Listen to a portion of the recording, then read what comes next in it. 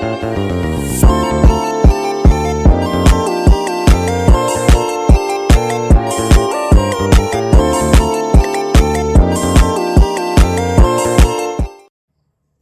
semuanya, Assalamualaikum warahmatullahi wabarakatuh. Saya harap kalian semua dalam kondisi yang sehat walafiat, baik-baik saja ya. Sebelumnya saya ucapkan terima kasih kepada kalian yang telah bersedia dan mau menonton video saya ini. Terima kasih sangat apabila kalian melihat sampai akhir. Semoga apa yang saya sampaikan dapat kalian pahami dengan baik nantinya. Oke, jadi di sini saya akan membahas terkait materi komunikasi interpersonal, teman-teman. Jadi, kenapa sih manajemen pemasaran kok perlu membahas terkait komunikasi interpersonal gitu ya? Oke, sebelumnya teman-teman kita akan sedikit mengetahui dulu ya, kenapa sih manajemen pemasaran itu penting untuk mempelajari komunikasi interpersonal ya. Ini bukan untuk manajemen pemasaran saja ya, tapi untuk semuanya. Jadi utamanya karena dalam dunia pemasaran ya teman-teman, kita akan dihadapkan selalu dengan seorang pembeli. Kita akan berkomunikasi dengan pembeli tersebut, dan tujuan dari pemasaran yaitu adalah mempertahankan pelanggan itu agar mau membeli produk kita. Jadi bagaimana kita mengelola komunikasi kita, mengelola hubungan interpersonal kita, mengelola komunikasi interpersonal kita dengan baik agar pelanggan itu betah membeli dan bertahan pada produk dan perusahaan kita. Nah, itu tujuannya. Di sini saya prodi manajemen pemasaran membahas terkait komunikasi interpersonal. Pada kesempatan kali ini saya akan membahas terkait apa sih itu komunikasi interpersonal, pengertiannya ya. Yang kedua, ciri-cirinya itu seperti apa. Yang ketiga, tujuan komunikasi interpersonal itu apa. Dan yang keempat, bagaimana sih efektivitas dari komunikasi interpersonal itu sendiri gitu. Untuk yang pertama yaitu pengertian komunikasi interpersonal. Apa sih yang dimaksud dengan komunikasi interpersonal itu? Jadi teman-teman, komunikasi personal itu adalah proses pertukaran informasi antara satu orang atau pihak yang satu dengan minimal satu orang yang lainnya, atau bisa dua orang atau lebih, yang nantinya akan mendapatkan timbal balik secara segera. Nah, komunikasi interpersonal ini biasanya dilakukan secara tatap muka teman-teman, baik secara verbal maupun non-verbal gitu. Nah, kemudian hal ini bisa dilakukan antar individu ataupun dengan kelompok kecil, misalnya dengan anggota keluarga, dengan teman, hubungan suami istri, hubungan pertemanan, ataupun juga dengan hubungan antar guru dengan murid, dosen dengan mahasiswa, seperti itu teman-teman. Nah, bagaimana sih cara mengetahui kalau itu tuh komunikasi interpersonal gitu loh? Apa sih ciri-cirinya gitu? Jadi ciri-ciri komunikasi interpersonal itu ada 4 teman-teman. Yang pertama yaitu interaksi intim, yang kedua percakapan sosial, yang ketiga interogasi, dan yang keempat itu ada wawancara. Nah, untuk yang pertama itu adalah interaksi intim. Interaksi intim itu yaitu kegiatan percakapan yang dilakukan antara dua orang atau lebih yang saling dekat, misalnya nih dengan teman ataupun dengan sahabat gitu, dengan anggota keluarga ataupun dengan orang lain yang di situ tuh kita udah merasa dekat gitu loh dengan mereka. Itu yang namanya interaksi intim, jadi lebih kayak private gitu loh. Nah, yang kedua itu adalah percakapan sosial. Loh, kenapa percakapan sosial bisa masuk di komunikasi interpersonal ya? Bingung ya kan? Padahal percakapan sosial itu kan secara menyeluruh ya, bukan interpersonal, tapi kenapa bisa masuk ke ciri-ciri komunikasi interpersonal gitu kan? Jadi ternyata teman-teman, kunci dari percakapan sosial itu adalah untuk menyenangkan hati orang lain gitu, hati lawan bicara kita gitu. Jadi yang nantinya di situ kita akan sharing-sharing minat dan bakatnya itu di luar organisasi itu apa, kegemarannya itu apa. Nah, itu ternyata dalam percakapan sosial itu bisa terjadi komunikasi interpersonal teman-teman ya, seperti tadi. Jadi kita saling sharing yang berada di luar organisasi, minat dan bakatnya, hobinya, dan lain sebagainya. Kemudian yaitu kegiatan interogasi teman-teman. Jadi interogasi itu adalah interaksi antara pihak yang satu yang itu tuh di bawah kontrol, di bawah tuntutan untuk meminta jawaban, meminta penjelasan, meminta klarifikasi kepada pihak yang lainnya, pihak kedua gitu. Nah, pihak yang ini itu itu wajib memberikan penjelasan, jawaban, dan keterangan sesuai yang diminta oleh pihak yang satu tadi, teman-teman, seperti itu. Jadi misalnya nih contoh dari kegiatan interogasi itu, misalnya pimpinan menginterogasi bawahannya bahwa ternyata tuh ini bawahan tuh dituduh maling gitu loh. Jadi melakukan interogasi, apakah benar tuduhan itu, apakah benar jika kamu melakukannya, seperti itu namanya interogasi. Kemudian yang keempat teman-teman, yaitu wawancara, yaitu bentuk percakapan yang melibatkan tanya jawab.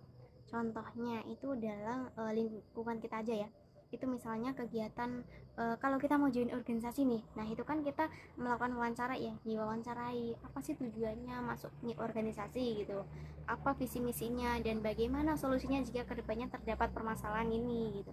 Itu namanya sesi wawancara. Itu juga termasuk komunikasi interpersonal teman-teman, karena pihak yang memberikan wawancara itu tersebut itu meminta ini loh, keterangan di diri kita ini, diri pribadi kita ini gitu. Makanya itu masuk komunikasi interpersonal.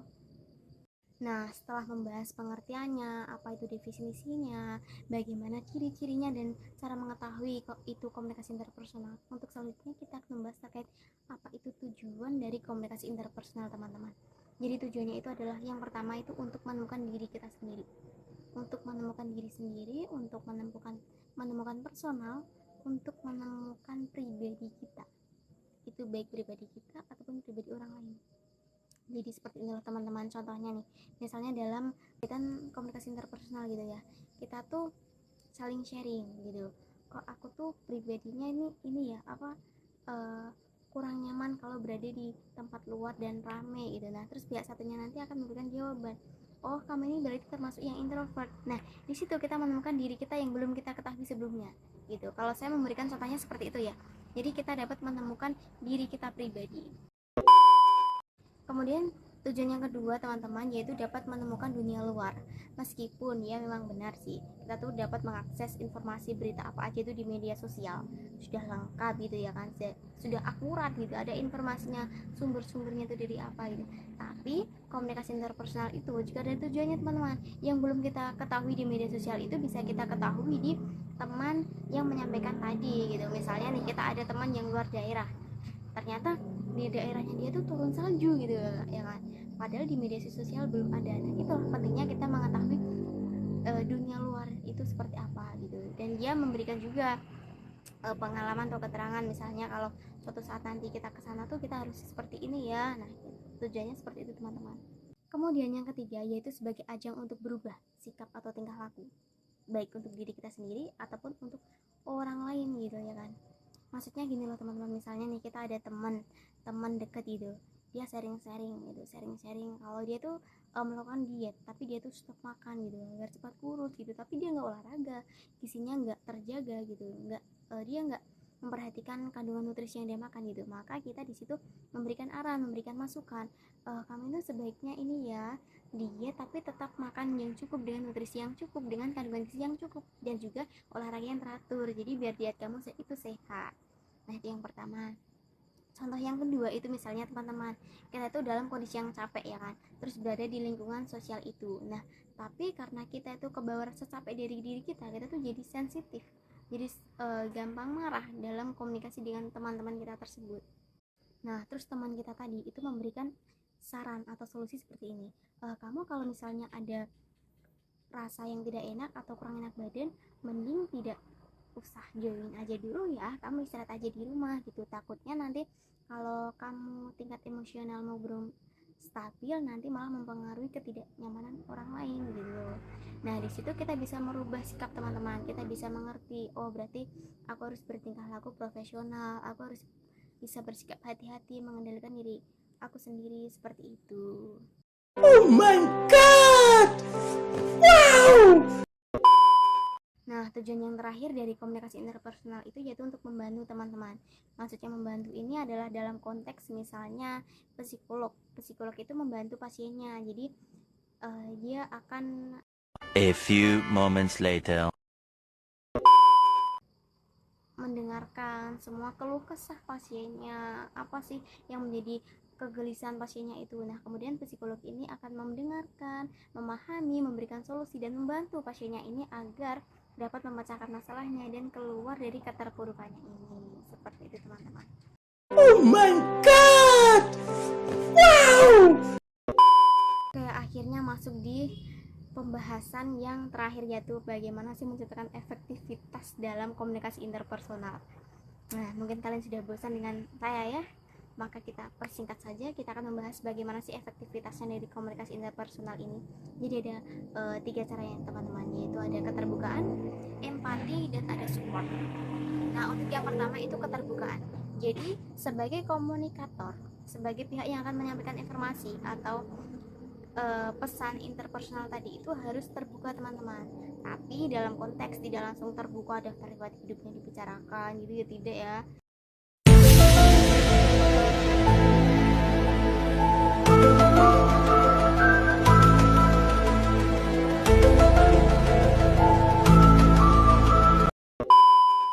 Itu tidak boleh ya, maksudnya harus berhati-hati gitu loh. Tapi kita terbuka dengan apa yang sewajarnya saja ingin kita ungkapkan, apa yang ingin kita keluhkan, seperti itu.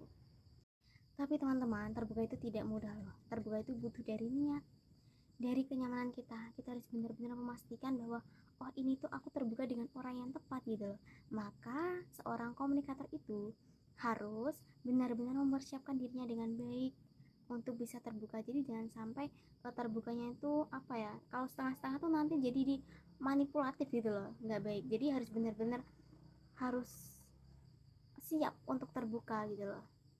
Nah, kemudian si pihak penerima pesan itu juga harus bisa memberikan respon yang baik teman-teman. Jadi jangan sampai kita udah terbukai oleh teman kita tapi kita malah memberikan respon yang pasif, kita cuek. Nah itu sangat tidak baik teman-teman. Jadi kita harus memberikan respon yang baik, menanggapi, memahami, dan memberikan solusi sebisa kita. Itu jadi juga dapat menjalin hubungan dengan baik. Cara menjaga efektivitas yang kedua yaitu dengan rasa empati. Jadi menurut Henry Baghdad tahun 1976, empati itu adalah kondisi di mana seorang individu dapat merasakan apa yang dilalui oleh individu tersebut melalui sudut pandangnya sendiri, melalui kacamatanya sendiri gitu. Nah, Henry Baghdad ini tuh menggambarkan perbedaan dari empati dan simpati itu berbeda teman-teman. Jadi kalau simpati itu tuh kita hanya merasa sedih terhadap ceritanya itu, tapi kalau empati itu benar-benar kita seperti merasakan ada di kejadian tersebut gitu, seperti kita ada di kejadian tersebut, itu namanya empati teman-teman.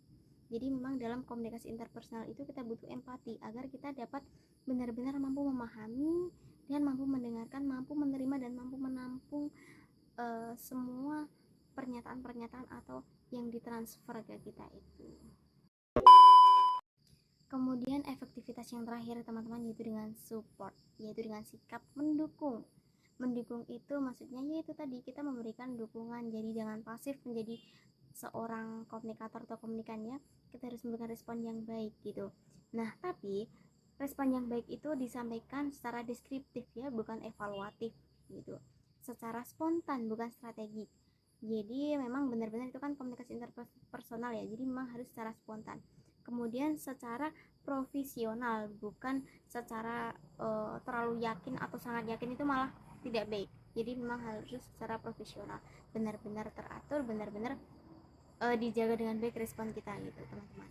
Jadi apabila respon kita baik, akan menjalin hubungan yang baik juga dengan teman dekat kita tersebut gitu. Jadi komunikasi interpersonal yang selanjutnya itu dapat terjaga dan dapat terlaksana kembali.